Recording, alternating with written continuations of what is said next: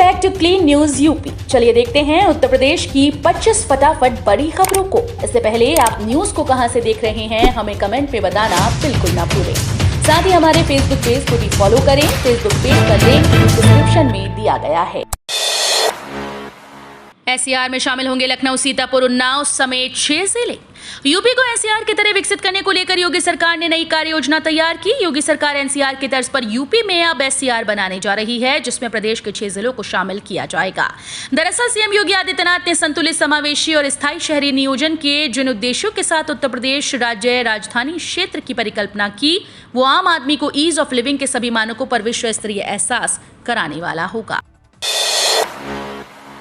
एक मुश्त समाधान योजना के तहत ब्याज किया जाएगा माफ।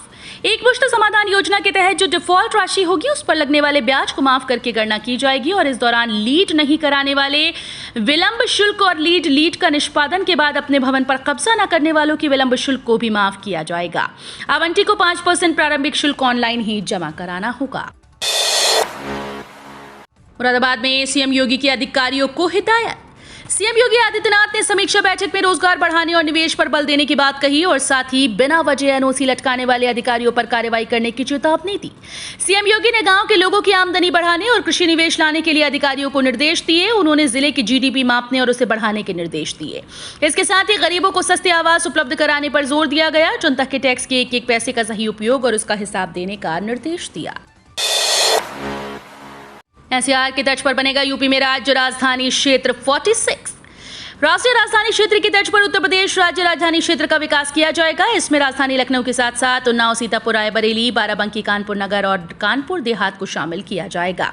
सीएम योगी आदित्यनाथ ने इसकी विस्तृत कार्य योजना मांगी है। योगी ने सभी शहरी विकास प्राधिकरणों के अधिकारियों के साथ वीडियो कॉन्फ्रेंसिंग की। उन्होंने कहा कि राजधानी लखनऊ मेट्रोपॉलिटन सिटी के रूप में अत्याधुनिक शहरी सुविधाओं से लैस हो रही है। दूसरे शहर से आए लोग यहाँ अपना स्थायी निवास बनाना चाहते हैं। इससे पड़ोसी जिलों में भी जनसंख्या का दबाव बढ़ रहा है। यूपी पुलिस पीएसी कांस्टेबल और फायरमैन व कर्मशाला सहायक भर्ती का परिणाम घोषित। उत्तर प्रदेश पुलिस भर्ती और प्रोन्नति बोर्ड लखनऊ ने दिवंगत पुलिस कर्मचारियों के आश्रितों के लिए चल रही पीएसी कांस्टेबल, फायरमैन, सहायक परिचालक और कर्मशाला सहायक के पदों पर भर्ती का परिणाम घोषित कर दिया। इसमें से ज्यादातर पदों के लिए शारीरिक दक्षता परीक्षा 28 जुलाई 2022 को आयोजित की गई। देश की सबसे बड़ी एयरपोर्ट को लेकर ताजा अपडेट। नोएडा इंटरनेशनल एयरपोर्ट ठीक 2 साल के बाद यानी 30 सितंबर 2024 से यात्री सेवाओं के लिए तैयार हो जाएगा। मार्च-अप्रैल 2024 तक एयरपोर्ट का निर्माण कार्य पूरा हो जाएगा। इसके बाद एयरपोर्ट पर ट्रायल शुरू होगा। सितंबर तक ट्रायल और यात्री सेवाएं शुरू करने के लिए जरूरी औपचारिकताएं पूरी कर ली जाएंगी। मुख्य सचिव डीएस मिश्रा की अध्यक्षता में लखनऊ में हुई Noida international airport limited company की बैठक में बोर्ड को निर्माण कार्य की प्रगति से अवगत कराया गया। नोएडा इंटरनेशनल एयरपोर्ट के पहले चरण का निर्माण कार्य चल रहा है। प्रयागराज से काशी तक कांवर पथ का निर्माण किया जाएगा। यूपी के उप मुख्यमंत्री केशव प्रसाद मौर्य भी प्रयागराज में हैं। उन्होंने प्रयागराज को कई सौगात देने का आश्वासन दिया है। केशव मौर्य बोले कि शंकरगढ़ में रिफाइनरी बनेगी। इसके लिए नए सिरे से प्रस्ताव केंद्रीय पेट्रोलियम मंत्रालय भेजा जाएगा। कहा कि प्रयागराज से काशी तक कांवर पथ का निर्माण कराया जाएगा। इलाहाबाद हाईकोर्ट ने सफाई कर्मी की बर्खास्तगी पर रोक लगाई। इलाहाबाद हाईकोर्ट ने संविदा सफाई कर्मी की बर्खास्तगी के आदेश पर रोक लगा दी है और राज्य सरकार व नगर निगम मुरादाबाद से याचिका पर जवाब मांगा। कोर्ट ने याची को काम करने देने और वेतन भुगतान जारी रखने का निर्देश दिया है। याचिका की सुनवाई 21 अक्टूबर को होगी। यह आदेश न्यायमूर्ति संगीता चंद्रा ने सफाई कर्मी अशोक की याचिका पर दिया। राम मंदिर निर्माण के साथ तैयार हो रहा नया शहर। अयोध्या में राम मंदिर का निर्माण कार्य बहुत तेजी से चल रहा है। राम मंदिर का निर्माण कार्य लगभग 35 से 40% हो चुका है। वहीं अगले साल दिसंबर 2023 तक राम मंदिर का गर्भगृह भगवान के भक्तों के लिए खोलने की तैयारी है। राम मंदिर निर्माण के साथ साथ नई अयोध्या का निर्माण भी जरूरी है, क्योंकि मंदिर बनने के बाद बड़ी संख्या में श्रद्धालु अयोध्या पहुंचेंगे। इसलिए उत्तर प्रदेश की सरकार ने राम मंदिर निर्माण के साथ साथ नई अयोध्या तैयार करने का भी खाका तैयार कर लिया है, जिस पर काम हो रहा है। आयुष्मान भारत योजना का बढ़ेगा दायरा। केंद्र सरकार आयुष्मान भारत प्रधानमंत्री जन आरोग्य योजना को विस्तार देने पर विचार कर रही है। स्वास्थ्य मंत्रालय के अधिकारियों ने इस बात की जानकारी दी। अधिकारियों ने बताया कि सरकार इस योजना की हेल्थ इंश्योरेंस स्कीम के दायरे को बढ़ाने और नए लाभार्थियों को मामूली प्रीमियम पर इसे देने पर विचार कर रही है। साल 2018 में प्रधानमंत्री नरेंद्र मोदी ने इस योजना की शुरुआत की थी। आयुष्मान भारत योजना का उद्देश्य उन लोगों को हेल्थ इंश्योरेंस मुहैया कराना है जो आर्थिक रूप से कमजोर हैं। ये स्कीम 10.74 करोड़ से ज्यादा परिवारों को 5 लाख का इंश्योरेंस कवर प्रदान करती है। सीएम योगी आदित्यनाथ की लोकप्रियता का ग्राफ लगातार बढ़त पर। उत्तर प्रदेश में लगातार दूसरी बार भारतीय जनता पार्टी की सरकार बनाने में महत्वपूर्ण भूमिका अदा करने वाले मुख्यमंत्री योगी आदित्यनाथ की लोकप्रियता का ग्राफ लगातार बढ़ता जा रहा है। इंटरनेट मीडिया पर भी उनके फॉलोअर्स की संख्या काफी मजबूत होती जा रही है। सीएम योगी आदित्यनाथ ने ट्विटर पर फॉलोअर्स के मामले में कांग्रेस के बड़े नेता राहुल गांधी को पीछे छोड़ दिया है। अगले माह से रोजाना होगा मुंबई फ्लाइट का संचालन। विमान यात्रियों के लिए राहत भरी खबर है। मुंबई के लिए रोज और बेंगलुरु के लिए शुक्रवार को छोड़कर हर दिन फ्लाइट का संचालन अगले माह से होगा। प्रयागराज से निजी विमानन कंपनी इंडिगो के द्वारा दिल्ली, मुंबई, बेंगलुरु, भुवनेश्वर, भोपाल, इंदौर, रायपुर, देहरादून, लखनऊ, गोरखपुर और पुणे के लिए विमान संचालित किए जा रहे हैं। 6 को खड़ा हो सकता है इलाज पर संकट। केजीएमयू में शिक्षक और कर्मचारी दोनों आंदोलनरत हैं। शिक्षकों ने 7वें वेतनमान के हिसाब से संशोधित पे मैट्रिक्स की मांग पर 5 सितंबर तक काला फीता बांधने का कार्यक्रम तय कर रखा है। इसके बाद 6 सितंबर को आम सभा की बैठक बुलाकर उसमें ओपीडी बंद करने के संबंध में निर्णय करने की बात कही। वहीं कर्मचारियों ने एक कदम आगे बढ़ते हुए 6 सितंबर को आकस्मिक सेवाओं को छोड़कर अन्य सभी सेवाएं ठप करने की चेतावनी दी। इसको लेकर कुलपति, कुलसचिव और शासन को भी पत्र भेज दिया गया। शंकरगढ़ में 2000 एकड़ में बनेगी रिफाइनरी। उप मुख्यमंत्री केशव प्रसाद मौर्य ने कहा कि शंकरगढ़ में 2000 एकड़ में रिफाइनरी स्थापित की जाएगी। केशव ने सर्किट हाउस में मीडिया से कहा कि रिफाइनरी के लिए जमीन का अधिग्रहण पहले ही हो चुका है और जल्द ही पेट्रोलियम मंत्रालय को प्रस्ताव भेजा जाएगा। इसके साथ ही प्रयागराज एयरपोर्ट को इंटरनेशनल एयरपोर्ट का दर्जा दिलाने के लिए भी प्रस्ताव भेजेंगे। कुंभ 2025 के मद्देनजर एयरपोर्ट का विस्तार भी होगा। हर साल सावन में संगम से जल लेकर काशी जाने वाले कांवड़ियों की सहूलियत के लिए कांवड़ पथ की संभावना तलाशी जाएगी। बाल विकास प्रसार मंत्री प्रतिभा शुक्ला ने कहा, पंजीरी बांटने वाली नहीं, पढ़ाने वाली आंगनबाड़ी बने। आंगनबाड़ी केंद्र सुबह 8 से 12 बजे तक रोजाना खुलने चाहिए, क्योंकि अब इसे केवल पंजीरी बांटने के दिन नहीं खोलना है, बल्कि उसे स्कूल की तरह पढ़ाने के लिए रोज खोला जाना चाहिए। ये बातें शनिवार को बाल विकास पुष्टाहार मंत्री प्रतिभा शुक्ला ने कानपुर के बीएनएसडी शिक्षा निकेतन में आंगनबाड़ी कार्यकर्ताओं के लिए आयोजित साड़ी वितरण समारोह में कही। उन्होंने कहा कि एक बार उन्होंने कुछ आंगनबाड़ी का औचक निरीक्षण किया जो सभी बंद मिली। राम जन्मभूमि ट्रस्ट की बैठक 11 सितंबर को। श्री राम जन्मभूमि में विराजमान रामलला के मंदिर निर्माण का काम प्रगति पर है। इस बीच राम मंदिर के फर्श को ग्रेनाइट के ब्लॉक से 21 ऊंचा उठाने का काम लगभग पूरा हो गया।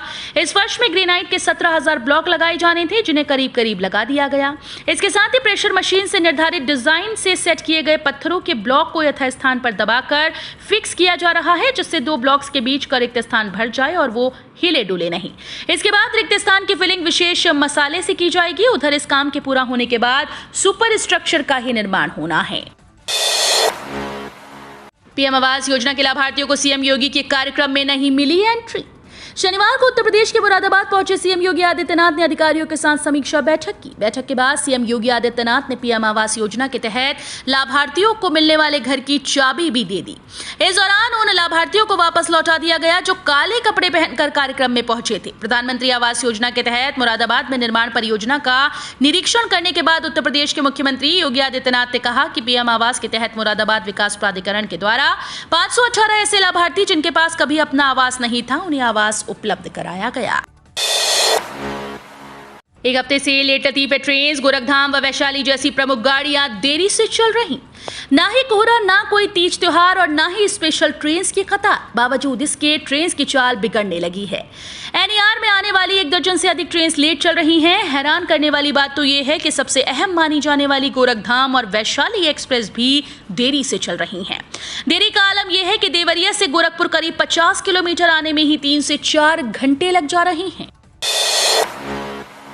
पीपीएफ खाता धारकों के लिए भारतीय डाक दे रहा बड़ी सुविधा। अगर आप भारतीय डाक के पीपीएफ खाता धारक हैं तो आपके लिए अच्छी खबर है। दरअसल भारतीय डाक ने post office saving bank account e banking platform में पीपीएफ खाता खोलने और बंद करने की सेवा को लागू कर दिया है। इसे ई बैंकिंग सुविधा का लाभ उठाने वाले डाकघर उपभोक्ता अपने पीपीएफ खाते को ऑनलाइन खोल और बंद कर सकते हैं। पीपीएफ या पब्लिक प्रोविडेंट फंड भारत का लोकप्रिय स्मॉल सेविंग स्कीम है। इस स्कीम के तहत आप सिर्फ 500 रुपए से भी निवेश शुरू कर सकते हैं। वहीं ये टैक्स सेविंग स्कीम है। इसके अलावा सरकार की ओर से 7.10% की दर से ब्याज दिया जाता है। किसानों को 90% सब्सिडी पर मिलेंगे ट्रैक्टर। केंद्र सरकार ट्रैक्टर खरीदने पर किसानों को 20 से 50% तक की सब्सिडी प्रदान कर रही है। योजना के अंतर्गत सभी किसान खुद के लिए नया ट्रैक्टर खरीद सकेंगे। योजना का लाभ उन्हीं किसानों को मिलेगा जिनके पास कृषि योग्य भूमि होगी। केंद्र सरकार ने कमाए वाले किसानों के लिए ये प्रधानमंत्री ट्रैक्टर योजना शुरू की। जैसा कि हम सभी जानते हैं कि ट्रैक्टर हर किसान की बुनियादी जरूरत होती है। पीएम किसान ट्रैक्टर योजना समय समय पर ट्रैक्टर पर सब्सिडी प्रदान करके खेती को आसान बनाने में मदद करेगी। बेरोजगारों के सपनों को लगेंगे पंख, मिलेगी नौकरी। ITI पास युवाओं के लिए अच्छी खबर है। अलीगंज के राजकीय औद्योगिक प्रशिक्षण संस्थान में 8 सितंबर को रोजगार मेला लगाकर 800 रिक्त पदों पर कंपनीज युवाओं की भर्ती करेगी। 18 से 40 वर्ष तक के युवा मेले में हिस्सा ले सकते हैं। चयनित को 8500 से 20,000 रुपए मासिक वेतन दिया जाएगा। RBI के अनुमान से GDP में कम बढ़ोतरी। पहली तिमाही के दौरान एक साल पहले की तुलना में भारत की GDP में 13.5% की वृद्धि हुई, जो RBI के 16.2% के अनुमान से कम है। FY23 के लिए RBI ने 7% की आर्थिक वृद्धि का अनुमान लगाया है। वित्तीय विशेषज्ञों का कहना है कि अब महंगाई धीरे धीरे कम होगी। हालांकि ये RBI के लक्ष्य से अधिक अभी बना रहेगा, लेकिन फिर भी ये राहत की खबर होगी। इसको देखते हुए पिछले 2 मौद्रिक पॉलिसी में 50 BPS की तुलना में रेपो रेट में कम बढ़ोतरी देखने को मिलेगी। जिला पंचायत में चौकीदार, चपरासी, क्लर्क पदों पर भर्ती। रोजगार की तलाश कर रहे तमाम युवाओं के लिए रोजगार का एक और अवसर आया है। इस अवसर का लाभ उठाकर आप नौकरी प्राप्त कर सकते हैं। DMDC ने तमाम अभ्यर्थियों के लिए DMDC रिक्रूटमेंट 2022 नोटिफिकेशन जारी किया, जिसके लिए अभ्यर्थी आवेदन कर सकते हैं। 1000 रुपए में नकल कराने वाले SR कॉलेज का केंद्र निरस्त। आगरा के डॉक्टर भीमराव अंबेडकर विश्वविद्यालय ने 1000 रुपए लेकर नकल कराने वाले SR कॉलेज का परीक्षा केंद्र निरस्त कर दिया। छात्रा से रुपए लेन देन का ऑडियो वायरल हुआ था। इस केंद्र में 5 कॉलेजेस के विद्यार्थियों की परीक्षा चल रही थी। कॉलेज संचालक को नोटिस भी जारी किया गया।